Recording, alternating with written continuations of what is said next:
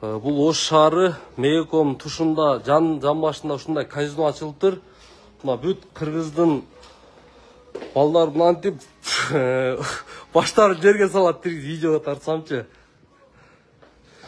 Мына только башка мамлекеттин жарандары ойнойт дейт эле. Бу жерде Кыргызстан жарандары эле ойноп эле пулдарын уткуруп атпайбы? Сиз канча уткурдуңуз? Атыңызды айтпай эле коюн. Жок, примерно канча уткурдуңуз ака? Мына сиз тартпай атам, не? 10 000 доллар. Ha? 10 000 доллар. Мына 10 000 доллар уткуруптур, Bunun bala çakası var, ата-энеси var.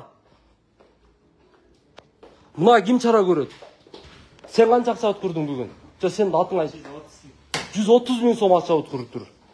Мынакей комна жөн эле евро кылып алыптыр. Мынаны ким жабат мыналарды?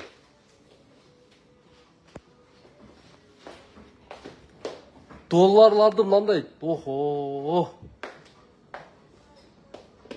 Жабыш керек мыналардычы.